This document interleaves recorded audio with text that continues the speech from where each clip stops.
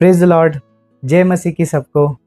मेरा नाम Albert Joseph कोमनूर है और आज मेरा सौभाग्य है और मैं कहना चाहता हूँ कि मेरे लिए बहुत अच्छा अपॉर्चुनिटी है ये कि मैं आज गवाही दे रहा हूँ मेरे ज़िंदगी के बारे में। यीशु मसीह ने जो मेरे लिए मेरे ज़िंदगी में जो कार्य किए, आज मुझे उसे आपके साथ शेयर करने को मुझे मौका मिल रहा है। इसके लिए मैं अपने आप को बहुत लकी मानता हूँ, या कह लिए कि मेरा सौभाग्य है। तो पहले तो मैं अपने आप के बारे में आपको बता देता हूँ। जैसे मैंने पहले कहा, मेरा नाम एल्बर्ट जोसेफ कोमनूर है, मैं कल्याण का रहने वाला हूँ। और रही बात, चलिए बात करते हैं मेरे जीवन की। जैसे मेरे पैदाइशी के बाद में क्या क्या हुआ क्या नहीं। मेरा जो पैदाइशी है, एक मसीही फैमिली में ही मेरा जन्म हुआ है। मैं बचपन से ही क्रिश्चियन हूँ, ओके। लेकिन बात ऐसा हुआ है कि बचपन से लेके टीनेज तक, या तो कह सकते हैं कि कॉलेज के टाइम तक, मैं क्रिश्चियन रहते हुए भी, मसीही में रहते हुए भी, मुझे मसीही का असली अर्थ या उनके कार्यों के बारे में कुछ भी नहीं पता था। जैसे आप ऐसा कह सकते हैं कि मुझे लगता है कि मैं बस अपना एक जो क्रिश्चियन का रिलीजन है, जो धर्म कहते हैं, वो बस धर्म को लेके मैं चलता था। अगर कोई मुझे पूछे तो क्रिश्चियन है, हाँ मैं क्रिश्चियन हूँ, क्योंकि मेरा नाम एल्बर्ट है। कई लोग मुझे कैथलिक समझते थे, कई लोग मुझे ये समझते थे, वो समझते थे। मुझे मेरी पहचान के बारे में मैं खुद सोचता था कि मैं क्रिश्चियन हूँ, पर मैं कैसा क्रिश्चियन हूँ, मैं कैसा मसीह हूँ। तो ये सिलसिला चला मेरे कॉलेज तक मैं अपनी ज़िंदगी जिया करता था, जैसे सारे बच्चे जीते हैं, जैसे सारे टीनेजर्स जीते हैं। कोई हाँ, ये भी बताना चाहूँगा कि मैंने कभी उतनी बुरी ज़िंदगी भी नहीं की उतनी बुरी ज़िंदगी भी मैंने नहीं जी जितना लोग कहते हैं कि मैं कुछ मद्यपान का सेवन करता था, या मैं सिगरेट पीता था, या ऐसे भी मेरी कोई ख़राब ज़िंदगी नहीं थी। मैं अपने जो नॉर्मल ज़िंदगी वो जीता था। बट कहीं ना कहीं मैं यीशु मसीह से जुड़ा हुआ नहीं था। सिर्फ मेरा धर्म जो है क्रिश्चियनिटी, उसके थ्रू मुझे पहचाना जाता था और कुछ नहीं था।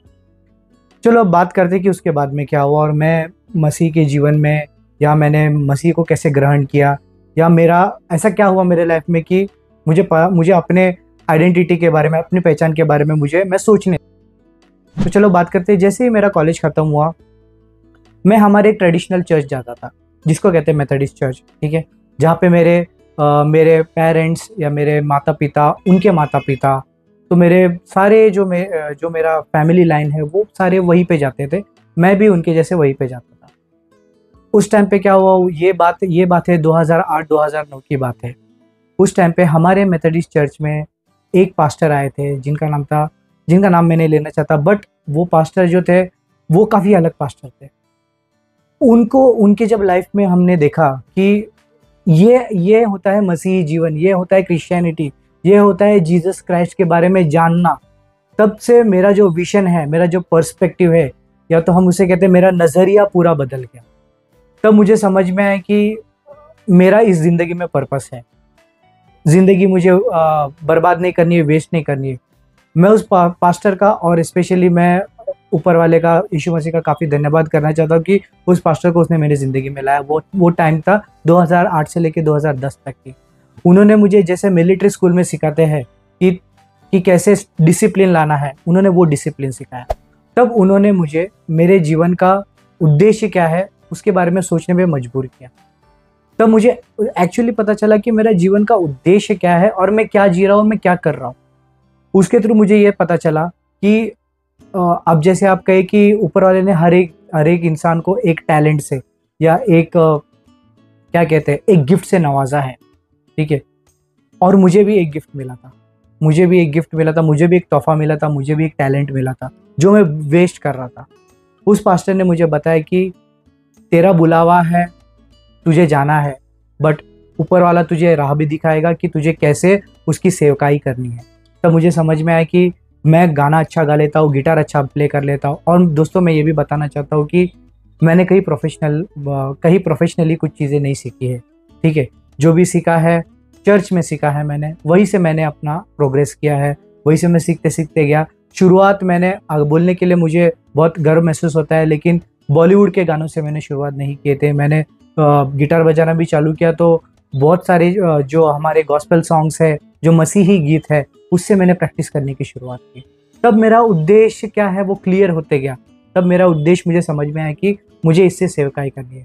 2008 हुआ, 2010 हुआ, ऊपर वाले ने मुझे बहुत सारी चीज़ों से नवाजा, बहुत आशीर्वादित किया। मैं एक वर्शिपर के नाम से थोड़ा बहुत जानने लगा थे, लोग मुझे जानने लगे थे कि मैं एक वर्शिपर हूँ, मैं एक सेवकाई के लिए उतरा हूँ, लोग जानने लगे। और चर्च में भी मैं ऊपर वाले ने और यीशु मसीह ने मेरा काफ़ी यीशु मसीह ने मुझे काफ़ी यूज़ किया इस चीज़ में। फिर उसके बाद में आता है, जैसे कहते हैं कि जैसे जोब का किताब कहता है, जैसे आप सोचोगे, जैसे अगर आप पढ़े रहोगे, अगर पढ़ा है तो जोब के किताब से मैं अपने आप को बहुत रिलेट करता हूँ। एक टाइम के योब के पास, या अपन योब कहते हैं या इंग्लिश में जॉब कहते हैं, उस बंदे के पास सब कुछ था एक टाइम पे, सारी चीज़ें थी, ठीक है। याहवे ने उसे कोई कमी चीज़ नहीं दी थी, किसी चीज़ की कमी नहीं दी थी। लेकिन एक टाइम ऐसा है कि उसके लाइफ में से सब कुछ चला गया, यहाँ तक कि उसकी बीवी बच्चे भी उसे छोड़ के चले गए। उसे ऐसे ऐसे रोग हुए कि वहाँ पे जो लोग थे या जो पशु पक्षी थे वो तक उसके नज़दीक नहीं आ रहे थे। तो समझ लीजिए कि मेरे लाइफ में भी कुछ ऐसा ही हुआ, जो डाउनफॉल कहते हैं, जो गिरावट आई, वो भाग काफ़ी दर्दनाक था। वो 2010 से लेके 2014 की बात है, पकड़ लीजिए 2017 तक की। उस समय में ये हुआ कि जब मेरा गिरावट आया, तब मेरा जो विश्वास है डगमगाया, मेरा विश्वास डगमगाया और मुझे ऐसा लगने लगा कि मैं अपने जो उद्देश्य था, जो मुझे यीशु मसीह ने उद्देश्य दिया था, उससे काफ़ी दूर भटक गया। और ऐसा हो गया कि चर्च जाने में भी मुझे, ठीक है। और फिर बाद में मैंने काफ़ी दूर चला गया। मैं अपनी ज़िंदगी में यह कह सकते हैं कि मैं अपने प्रोफेशनल लाइफ में आगे बढ़ने की सोचने लगा। मुझे सोचने लगा कि जो मैंने गलतियाँ की है, चाहे वो फाइनेंस को लेके, ठीक है, या फिर इमोशनल को लेके, पर्सनल लाइफ, वो मुझे ठीक करनी है। और मैंने मसीह जीवन को साइड में रख के अपनी ज़िंदगी जीने का शुरुआत किया। फिर आया साल 2018। जैसे कि मैंने कहा कि मैं अपनी ज़िंदगी में काफ़ी व्यस्त हो चुका था, मेरा उद्देश्य ही बदल गया था। मैंने अपने आप को मना लिया था कि ये मेरा उद्देश्य, जैसे वो यीशु मसीह ने मुझे उद्देश्य दिया था, वो मेरा उद्देश्य नहीं है। मुझे अपने पर्सनल लाइफ या निजी जीवन में ज़्यादा फोकस करना चाहिए। 2018 साल में कह सकते हैं कि मैं मानसिक रूप से काफ़ी, क्या कहते हैं, बहुत डिप्रेस था। मुझे किसी चीज़ में ज़्यादा इंटरेस्ट नहीं था। 2008 साल कैसे तैसे गुजर गया। फिर आया 2019। 2019 में मैंने एक निर्णय लिया था कि 2019 में मैं कोई ऐसी कलीसिया ज्वाइन करूंगा, या ऐसी कलीसिया जाऊंगा जहाँ पे मुझे केवल यीशु मसीह के जो सच्चाई भरी जो टीचिंग्स है, ठीक है, जो यीशु मसीह ने बताए थे, मैं उसके ऊपर चलने की कोशिश करूंगा। वहाँ जाके मुझे जो एक्चुअली जो सिखाते हैं, जो यीशु मसीह ने सिखाया, मैं उसके ऊपर चलना चाहता हूँ। और मैं अपनी जो मसीही ज़िंदगी, जो आत्मिक ज़िंदगी खो चुका हूँ, उसके वापस लाने की कोशिश में मैं सोचा कि 2019 साल का जो न्यू ईयर है, वो मैं ऐसे चालू कर रहा हूँ किसी नई कलीसिया से। टाइम था वो जनवरी 1 तारीख था। जैसे अगर मैं बताने जाऊँ तो मैं गूगल, जैसे सभी लोग करते हैं, सबके पास स्मार्टफोन था, मैंने गूगल सर्च किया। मेरा ऑफिस था मुंबई के एरिया, आइरोली करके एरिया में। तो मैं चाहता था कि अगर मैं ऑफिस जाऊँ तो मैं चर्च भी वहीं पे अटेंड करूँ, और वहीं पे अटेंड करके वहीं पे मैं काम पे जाऊँ, और चर्च भी मैं अपना मैनेज कर लूँ। तो मैंने गूगल सर्च किया। गूगल सर्च करने के बाद मुझे गूगल ने एक चर्च का एड्रेस बताया, और वो टाइम था जब मेरी मुलाकात पास्टर दीपक से हुई और उनके भाई सागर से हुई, जो हम आज के स्वराज मिनिस्ट्रीज है। ये साल था 2019 का। ये कहने में मुझे कोई संकोच नहीं होगा कि उस टाइम से मेरा जो आत्मिक जो जीवन था, उसमें रिवाइवल आने का शुरुआत वापस हुआ। अब मुझे पता चला कि जो मैं खो चुका हूँ, मैं वापस पा सकता हूँ। तो उसके बाद में उनके चर्च के साथ मैं जुड़ गया, उनकी कलीसिया के साथ जुड़ गया। उन्होंने मुझे काफ़ी मोटिवेट और काफ़ी क्या कहते हैं उसे, काफ़ी प्रोत्साहन दिया कि मैं क्या था पहले और मेरा उद्देश्य क्या है और मुझे किस चीज़ से आगे बढ़ना है। साल 2019 काफ़ी आत्मिक जीवन से निकला, काफ़ी अच्छा कुछ हुआ मेरे ज़िंदगी में। मेरे प्रोफेशनल लाइफ में अभिवृद्धि मिली मुझे, और मुझे पर्सनल लाइफ में मैं थोड़ा मानसिक रूप से स्टेबल होने लगा। अब 2019 चला गया, फिर आया समय 2020, और 2020 में पूरी दुनिया को पता है क्या हुआ करके। वो जो एक महामारी आई कोविड-19 की, उस समय क्या हुआ कि मेरी नौकरी चल रही थी और अवृद्धि ही चल रही थी, और ये मैं कहना चाहता हूँ कि ये मेरा सबसे बड़ा गवाही है। इतना बड़ा महामारी आया, सब लोगों के, कई लोगों के नौकरियां चली गई, कई लोग घर बैठे-बैठे बेरोज़गार हो गए।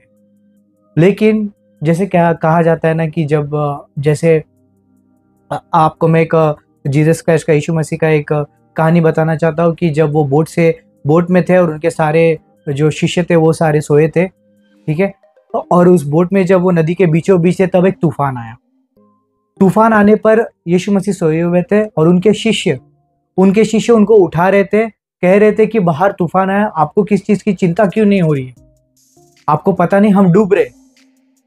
उस समय पे यीशु मसीह उठे, उन्होंने सिर्फ अपनी वाणी से उस जो तूफ़ान है उसको रोका।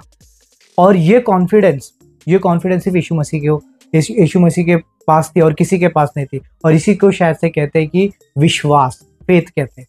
यही चीज़ मेरे साथ हुई। सब मेरा जो नाव था, मेरे साथ जो भी थे सब डगमगा रहे थे, मेरे जो कलीग थे, मेरे जो सबके सब। लेकिन मेरा जो नौकरी था, मेरा जो मुझे जो महीने का मुझे जो पगार मिलता था, जो था वो वही वैसे का वैसे था। भले ही कम ज़्यादा हुआ, लेकिन मेरा घर चलने लगा बिना किसी कमी के। Hallelujah, praise the Lord. मेरा जो किसी चीज़ में मुझे कमी नहीं आई। यहाँ तक कि मुझे यीशु मसीह ने इतनी ताकत दी कि मैं किसी और को मदद कर सकूं। 2020 में जहाँ पे महामारी में सब कुछ चल रहा था, उस टाइम पे मैं इतना सशक्त हो गया था, या मैं इतना स्ट्रांग हो गया था कि मैं किसी और की मदद करूं। और ये कोई साधारण चीज़ नहीं है। ये मेरे हिसाब से कोई साधारण चीज़ नहीं है। ये इसमें 100% यीशु मसीह का हाथ है, और इसी की वजह से मेरी नाव चल रही थी। और जैसे सबके घर पे हुआ, मेरे घर पे भी मेरे पिताजी को कोरोना हुआ। लेकिन वो इतनी अच्छी तरीके से, बिना किसी टेंशन के, उसमें भी मुझे विश्वास था कि ये कोरोना हुआ है, लेकिन इसकी हिम्मत नहीं कि मेरे पिताजी की जान ले लें। Hallelujah, praise the Lord. उससे कोई नुकसान नहीं हुआ। 2019 साल निकला, 2020 निकला, फिर 2021 निकला। ये सारी चीज़ें अच्छी तरीके से हो गई। मेरा यीशु मसीह को मैं धन्यवाद करना चाहता हूँ कि मेरा कोई भी चीज़, शैतान ने मेरा एक भी बाल बांका नहीं कर पाया। फिर आया 2020। मैं ये कहना चाहता हूँ कि इतने सारे भवंडर में, इतने सारे तूफान में यीशु मसीह ने मेरा जो शिप है, मेरा जो नाव है, वो कैसे संभाले रखा, मैं ये आपको बताना चाहता हूँ। उसके बाद में जो नाव, जो स्टॉर्म है, या जो अपन कहते हैं कि जो तूफान है, वो थमा नहीं, वो रुका नहीं। एक ना एक चीज़ आते गए। जैसे मेरी जो माताजी है, वो मेरे माताजी और पिताजी काफ़ी बुजुर्ग है। चलते चलते मेरी माताजी गिर गई और उनका जो फ्रैक्चर हो गया लेफ्ट हाथ का। और बात ऐसी है कि मुंबई में मैं मेरे मॉम डैड या माता पिता के साथ अकेले रहता हूँ। मेरी जो बहनें हैं वो रहती है हैदराबाद में। उन्हें भी आने के लिए, क्योंकि काफ़ी दूर रहते हैं तो काफ़ी मुश्किल होता था उन्हें यहाँ पे आने के लिए। बट कहीं ना कहीं से वो हमारी मदद कर ही रहे थे। बट सबसे बड़ा मदद का हाथ था यीशु मसीह का। उस टाइम पे उनका फ्रैक्चर हो गया था, बहुत बड़ा ऑपरेशन करना पड़ा। ऑपरेशन करने के लिए भी यीशु मसीह ने, मुझे नहीं समझ में आ रहा है कि कहाँ से मेरे पास पैसे आए हैं, मैं कैसा किया, मैंने इतना बड़ा ऑपरेशन, लाखों का खर्च हुआ, एक चीज़ की मुझे कमी नहीं है। हालेलुया और प्रेज द लॉर्ड। किसी चीज़ की कमी नहीं है। ये चीज़ हो गया, इससे भी मैं बाहर निकला। उसके बाद में यहाँ तक ही नहीं रुके, यीशु मसीह यहाँ तक नहीं रुके। उन्हें पता था मुझे और आगे लेके जाना है, ठीक है। वो मुझे और आगे लेके गए। 2-3 साल निकल गए। फिर मुझे एक अच्छी कंपनी में जॉब भी मिली। मेरा थोड़ा सा कह सकते हैं कि आप, मुझे प्रमोशन मिल गया है। तो मैंने वो ऑफ़र एक्सेप्ट कर लिया है और आगे बढ़ने लगा, मैं आगे बढ़ने लगा।